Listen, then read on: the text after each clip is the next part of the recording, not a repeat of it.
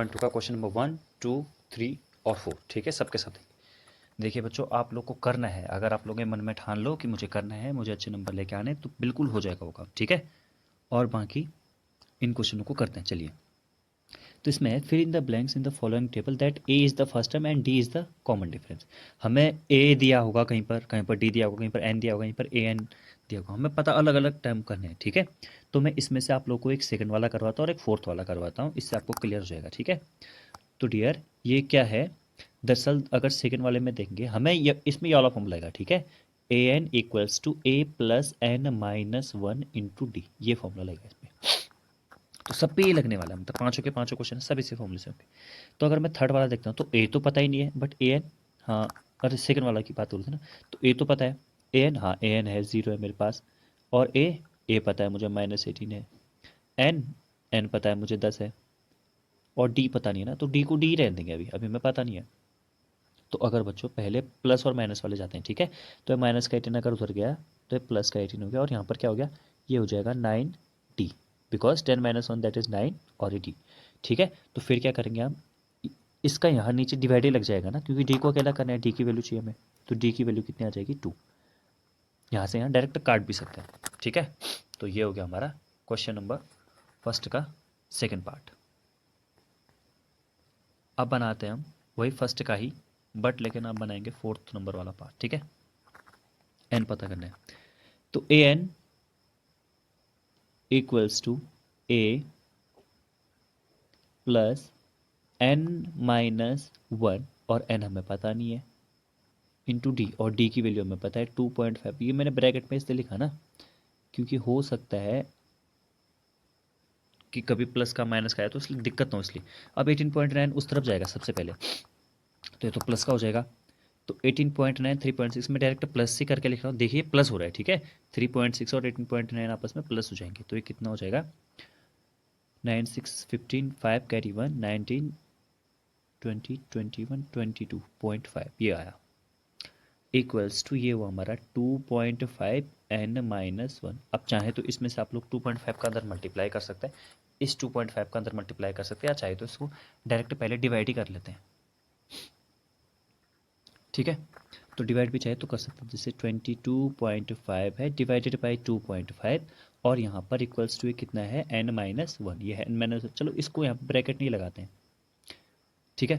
तो ये हो जाएगा, यहाँ से अगर पॉइंट के बाद एक, पॉइंट के बाद एक, तो जैसे ये डेसिमल यहाँ को खिसका ना, ये वाला डेसिमल,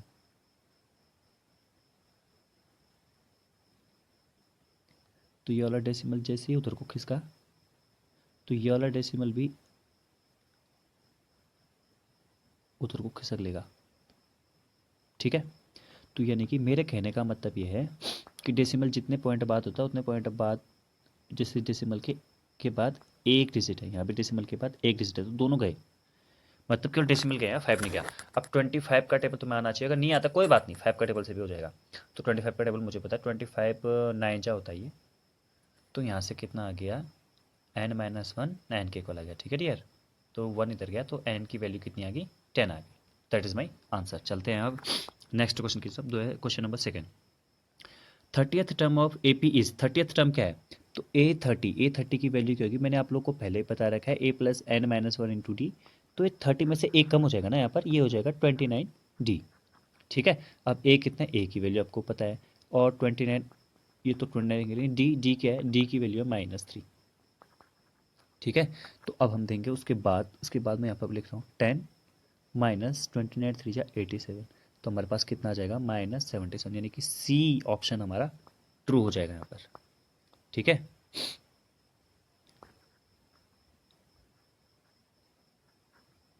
अब हम करते हैं अगला वाला question. 11th term of the AP is, 11th term पूछिए हमसे, तो 11th टर्म पूछिए, तो इसके लिए हम क्या करेंगे, A11 equals to A plus 10D। अब ए कितना है यहाँ पर, -3 प्लस 10, ही तो ठीक है, बट डी कितना है, डी अगर ये कितना हो रहा है, डी -1/2 -3 करेंगे तो प्लस का 3 हो जाएगा, तो ये कितना हो जाएगा बच्चों, 5/2। तो डी कितना है, 5/2, तो इंटू 5/2, 2 से कट गया 5, केवल यही कटता है, क्योंकि ये पूरी एक टर्म है ना। तो ये कितना हो जाएगा -3 + 25 यानी कि 22।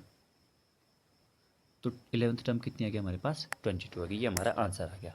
ठीक है, अब पढ़ते हैं अगले वाले क्वेश्चन की तरफ। अब यहाँ पर भी देखिए इसमें भी कुछ ऐसा ही है, तो इसे हम किस तरह से सॉल्व करेंगे। देखिए बच्चों, अगर A7 लिखा होगा तो A + 60,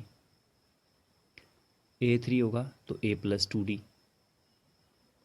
अगर A8 होगा तो A + 70। मतलब कर क्या रहे हैं हम, देख रहे हैं आप लोग, हम लोग हमेशा A लिख रहे हैं, बस यहाँ पर जो n की वैल्यू है 7 है तो 6 लिखना है, वहाँ 3 है तो 2D लिखना है, 8 है तो 70 लिखना है, इस तरह से। ठीक है, तो आई होप ये बात आप लोग को समझ में आएगी। अब चलते हैं हम अगला वाला क्वेश्चन देखते हैं। ठीक, तो सबसे पहले अगर मैं पहला वाला क्वेश्चन देखूँ तो यहाँ पर ये टर्म मिसिंग है, A2 टर्म मिसिंग है, लेकिन A3 टर्म दे रखी है। तो A3 बेसिकली होता क्या है, A3 होता है A + 2D होता है ना, तो हो जाएगा 26 = A + 2D।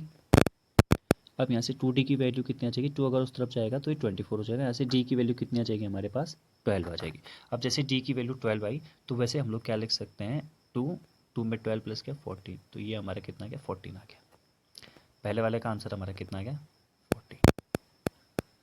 चलते हैं अगले वाले क्वेश्चन की तरफ।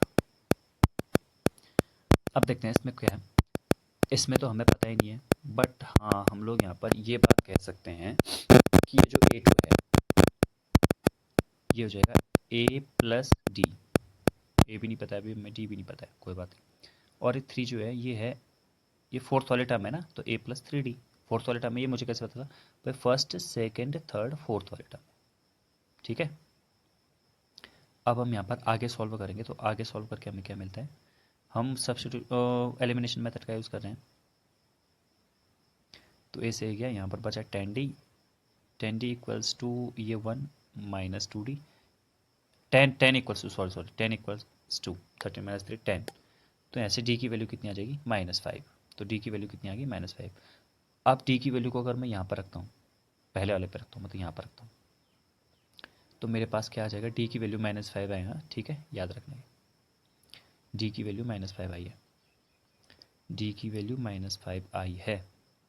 तो A2 हमारा कैसे बना होगा, A + D करके। तो 13 हमारा कैसे बना होगा, A + D करके, प्लस माइनस ब्रैकेट है तो माइनस ही हो जाएगा। तो 5 अगर 2 जाएगा तो प्लस का हो जाएगा, यानी कि A की वैल्यू कितनी आ गई मेरे पास 18 आ गई। इसी तरह से A3 की वैल्यू कितनी हो जाएगी, A + 2D, या 13 में ही हम -5 और प्लस करेंगे, यानी कि कितनी हो जाएगी 8। ठीक है, इस तरह से हमारा काम हो जाएगा। चलिए अब करते हैं क्वेश्चन नंबर 3 करें। देखिए बच्चों, ये मैं करूँगा नहीं, बट इसे मैं बता दूंगा किस तरह से होगा। A दिया है यहाँ पे 5, और एक है A4 दिया है 9 होल 1/2। आप लोग चाहें तो इसे वैसे फ्रैक्शन वाला से 9 × 18 + 1 19, 19/2। ये तो पता ही होगा ना कि नीचे वाले का यहाँ मल्टीप्लाई करते हैं, ऊपर वाले को प्लस करते हैं हमेशा। तो ये तो ठीक है 19/2 हुआ। अब A4 जो बनाया ये बनाया A + 3D किससे, A की वैल्यू पता है, D की वैल्यू आ जाएगी, बस काम हो जाएगा हमारा।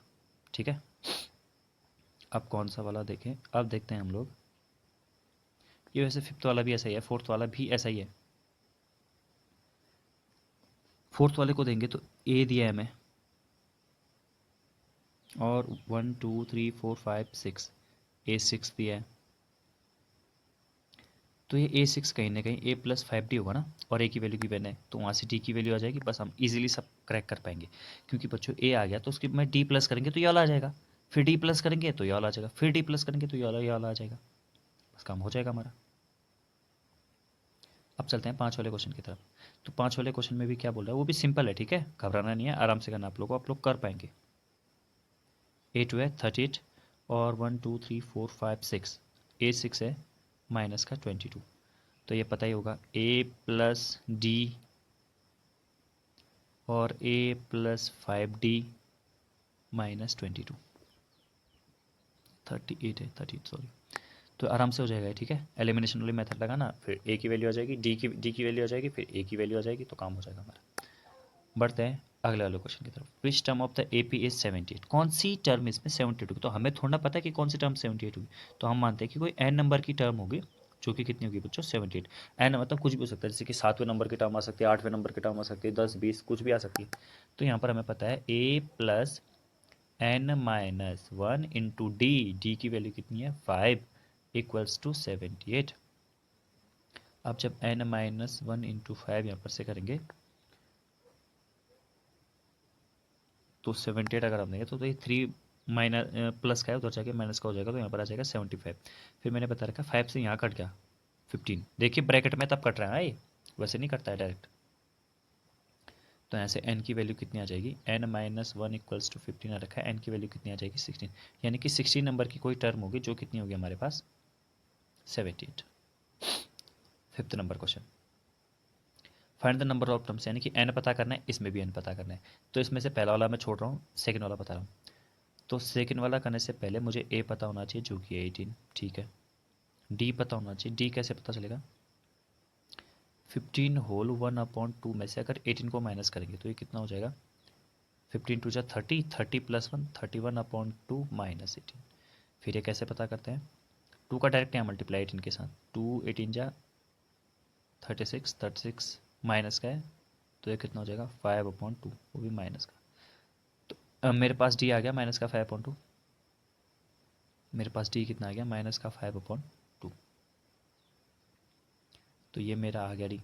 अब मैं क्या करूँगा, मुझे एन पता करना है ना, यहाँ पर मुझे एन पता करना है।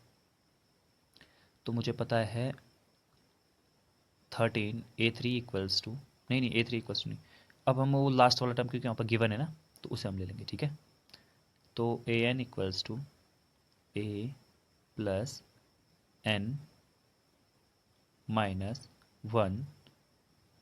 अच्छा एन तो हमें पता ही नहीं है, ये मैंने क्या लिख दिया यहाँ पर, देखिए मैं भी यहाँ पे गलत कर रहा हूँ, एन माइनस 1 इंटू डी। अब 18 अगर उस तरफ जाएगा तो ये माइनस का हो जाएगा, तो कितना हो जाएगा 65, वही माइनस का इक्वल्स टू माइनस का 5/2 एन माइनस 1। अब देखिए फिर यहाँ पर से क्या होगा, यहाँ से आगे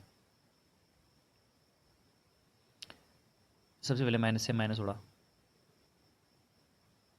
तो 65 इक्वल्स टू 5/2 एन माइनस 1। देखिए बच्चों ये मल्टीप्लाई में कोई फर्क नहीं पड़ेगा, नीचे से नीचे ऊपर से ऊपर कट जाता है, तो 15 का यहाँ करेंगे तो 13 टाइम्स इतना कट जाएगा, तो एन माइनस 1/2 कितना हुआ हमारे पास 13 हो गया।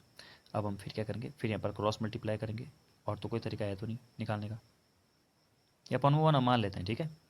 तो एन माइनस 1 की वैल्यू कितनी होगी हमारे पास 13 टू 26, तो एन की वैल्यू कितनी होगी हमारे पास 27।